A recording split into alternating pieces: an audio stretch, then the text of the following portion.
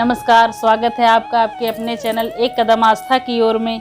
आज के प्रसंग में है रावण, कुंभकर्ण और विभीषण तीनों जन तपस्या कर रहे हैं और बहुत घनघोर तपस्या कर रहे हैं और भगवान को प्रसन्न करते हैं, ब्रह्मा जी को प्रसन्न करते हैं। तो क्या वर मांगते हैं, हम लोग प्रसंग के अंदर प्रवेश करके फिर देखते हैं। चलिए जुड़ते हैं, उसके पहले भगवान का ध्यान करते हैं। शांताकारं भुजगशयनं पद्मनाभं सुरेशं विश्वाधारं गगनसदृशं मेघवर्णं शुभांगं लक्ष्मीकान्तं कमलनयनं योगभिर्ध्यानगम्यं वन्दे विष्णुं भवभयहरणं सर्वलोकैकनाथम्। वन्दे देव उमापतिं सुरगुरुं वन्दे जगत्कारणं वन्दे पन्नगभूषणं मृगधरं वन्दे पशूनां पतिं वन्दे सूर्यशशाङ्कवाहिनीनयनं वन्दे मुकुन्द प्रियं वन्दे भक्तजनाश्रयं च वरदं वन्दे शिवं शङ्करम्। राम कथा के रसिक तुम भक्त राजमति धीर आई सुवासन लीजिए तेज पुंज महावीर। सिय राम मैं सब जग जानी करहूँ प्रणाम जोरी जुग पानी मंगल भवनय मंगल हारी द्रवहूँ सो दशरथ यजिर बिहारी। यद्यपि वे पुलस्त ऋषि के पवित्र निर्मल और अनुपम कुल में उत्पन्न हुए, तथापि ब्राह्मणों के श्राप के कारण वे सब पाप रूप ही हुए। कि न विविध तपति न भाई परम उग्र नहीं बरनि सो जाई गयऊ निकट तप देखी विधाता मांगहु बर प्रसन्न मैं ताता। तीनों भाइयों ने अनेक प्रकार की बड़ी ही कठिन तपस्या की, बहुत कठिन तपस्या, घनघोर, जिसका वर्णन ही नहीं हो सकता। इसी उन्होंने तपस्या कर डाली कि कोई इंसान, कोई भी उसका वर्णन नहीं कर सकता जितनी उन्होंने तपस्या की।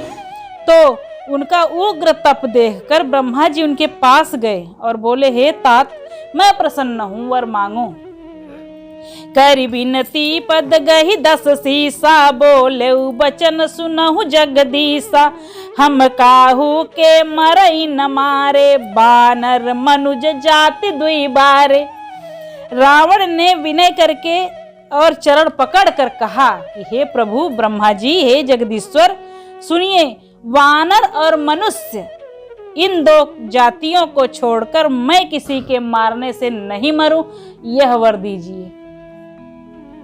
एवमस्तु तुम बड़ तप की नाम मैं ब्रह्मा मिलते ही बर दीना। पुनि प्रभु कुंभकर्ण पही गयऊ तेहि बिलो की मन विस्मय भयऊ। शिव जी कहते हैं कि मैंने और ब्रह्मा ने मिलकर उसको यह वर दे दिया और कहा कि ऐसा ही हो, तुमने बहुत घनघोर तपस्या किया है।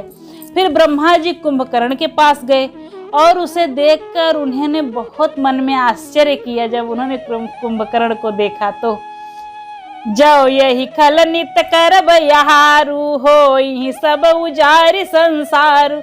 शारद प्रेरिता सुमति फेरी मांगे सिनीद मास खटकेरी। ब्रह्मा जी सोचने लगे कि जो यह दुष्ट नित्य खाना खाएगा, नित्य आहार करेगा, तो ये तो सारा संसार ही उजाड़ देगा।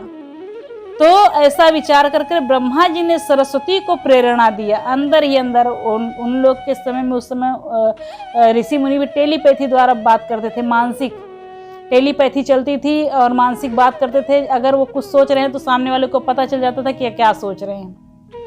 तो सरस्वती जी की प्रेरणा हुई, सरस्वती जी ने उनकी बुद्धि फेर दी, तो जिससे उन्होंने 6 महीने की नींद मांगी और गए विभीषण पास पुनि कहु पुत्र बर मांग। तेहि मांगेउ भगवंत पद कमल अमल अनुराग। फिर ब्रह्मा जी विभीषण के पास गए और बोले, हे पुत्र, वर मांगो। उसने भगवान के चरण कमलों में निर्मल, निष्काम और अनन्य प्रेम मांगा। तीनहि देई बर ब्रह्म सिधाए हर्षित ते अपने गृह आए।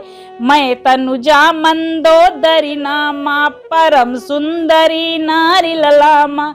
उनको वर देकर ब्रह्मा जी चले गए और वो तीनों भाई हर्षित होकर रावण, कुंभकर्ण, विभीषण अपने घर को लौट गए।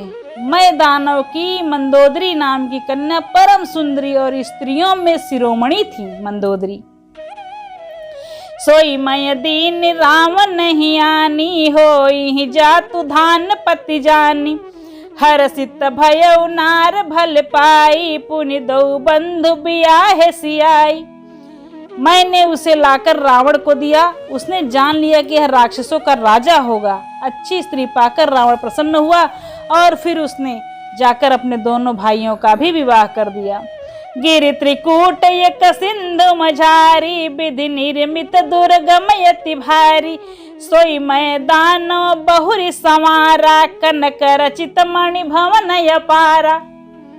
समुद्र के बीचों बीच त्रिकूट नाम का पर्वत पर ब्रह्मा जी का बनाया हुआ एक बहुत बड़ा भारी किला था। महान, मायावी और निपुण कारीगर मैदानों ने उसको फिर से सजा दिया। उसमें मणियों से जड़े हुए सोने के अनगणित महल थे।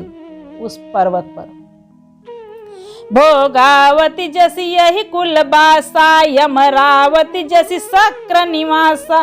तिन्हते यदि रम्यति बंका, जग विख्यात नाम ते ही लंका। जैसी नागकुल की रहने वाली पाताल लोक में भोगावतीपुरी है और इंद्र की अमरावतीपुरी है स्वर्ग लोक में, वैसे ही उससे भी अधिक सुंदर वो और बांका दुर्ग था, जिसका नाम पूरे जगत में प्रसिद्ध हुआ लंका। खाई सिंधु गंभीर यति, चारिहु दिस फिर आओ।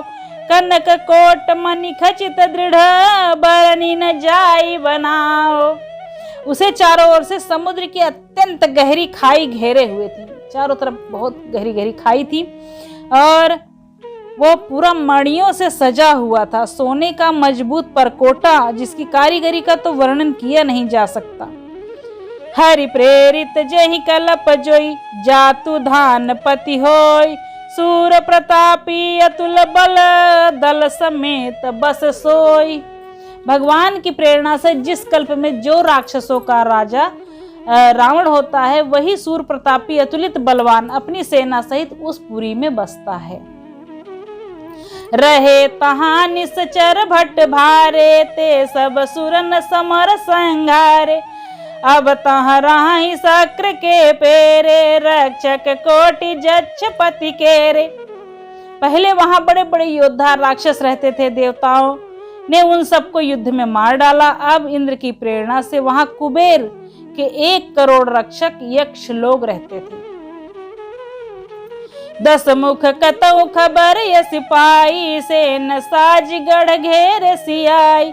देख बिकट भट्ट बड़ी कटकाई, जक्ष जीव लई गए पराई। रावण को कहीं ऐसी खबर मिली, तब उसने सेना सजाकर किले को जो घेरा, उस बड़े विकट योद्धा और उसकी बड़ी सेना को देखकर यक्ष जो थे अपने प्राण लेकर भाग चले। फिर सब नगर दशानन देखा, गए सोच सुख भयउ बिसेखा। सुंदर सहज यगमय अनुमानी, कीनी तहां रावण राजधानी। तब रावण ने घूम फिरकर पूरा नगर देखा, लंका को पूरा देखा। स्थान संबंधी चिंता मिट गई और उसे बहुत ही सुख मिला। उस पुरी को स्वाभाविक ही सुंदर और बाहर वालों के लिए दुर्गम अनुमान करके रावण ने वहां पे अपनी राजधानी कायम की लंका में। जय जस जोग बाटी गृह दीने, सुखी सकल रजनी चर कीने। एक बार कुबेर पर धावा, पुष्पक जान जीत लैयावा। योग्यता के अनुसार घरों को बांटकर रावण ने सब राक्षसों को सुखी किया। एक बार वह कुबेर जी के पास दौड़ के चढ़ाई की उसने और उससे पुष्पक विमान को जीत कर लेके चला आया। कहो तू कहीं कैलाश पुनी, लेने से जाई उठाई। मनहु तौल निज बाहुबल, चला बहुत सुख पाई। फिर उसने जाकर एक बार खिलवाड़ में ही कैलाश पर्वत को उठा लिया और मानो अपनी भुजाओं का बल तौल कर उसे बहुत सुख मिल रहा हो और वहां से चला आया। सुख संपत्ति सुत सेन सहाई, जय प्रताप बल बुद्धि बढ़ाई, नित नूतन सब बाढ़त जाई, जिमि प्रति लाभ लोभ अधिकाई। सुख संपत्ति पुत्र सेना सहायक जय विजय प्रताप बल बुद्धि और बढ़ाई, ये सब उसके नित्य बढ़ते जा रहे थे, उन्नति ही उन्नति हो रही थी। जैसे प्रत्येक लाभ पर इंसान का लोभ बढ़ता है, जितना ही उसे लाभ होता है उतना उसका लोभ बढ़ता जाता है। सुख सम अति बल कुंभकर्ण यश भ्राता, जहि कहूँ नहीं प्रतिभट जग जाता, करई पान सोवई खट मासा, जागत होई तिहु पुर नासा। अत्यंत बलवान कुंभकर्ण का उसका भाई था, जिसके जोड़ का योद्धा जगत में पैदा ही नहीं हुआ था, और वह मदिरा पीकर 6 महीने खाली सोता रहता था। उसके जागते ही तीनों लोकों में तहलका मच जाता था, तीनों लोकों में। जो दिन प्रति आहार कर सोई, विश्व बेग सब चौपट होई, समर धीर नहीं जाई बखाना, तेहि समय अमित वीर बलवाना। यदि वह प्रतिदिन भोजन करता तब तो संपूर्ण विश्व शीघ्र ही चौपट हो जाता, खाली हो जाता। रणधीर ऐसा था कि जिसका वर्णन नहीं किया जा सकता था। लंका में उसके ऐसे असंख्य बलवान वीर थे। बारिद नाद जेठ सुततासु, भट मह प्रथम लीक जग जासु, जहि न होई रन सन मुख कोई, सुरपुर नितहि परावन सोई। मेघनाद जो है रावण का बड़ा लड़का था, जिसका जगत के योद्धाओं में पहला नंबर आता था। रण में कोई भी उसका सामना नहीं कर सकता था। स्वर्ग में तो उसके भय से भगदड़ मच जाती थी। कुमुख कंपन कुल सरद, धूम केतु अति काय, एक एक जग जीत सक ऐसे सुभट निकाय। सियावर रामचंद्र की जय। आज की कथा यहाँ विराम ले रही है, और अगली कथा जानने के लिए हमारा अगला वीडियो देखें आप। तब तक के लिए जय सिया राम। बोलिए सियावर रामचंद्र की जय।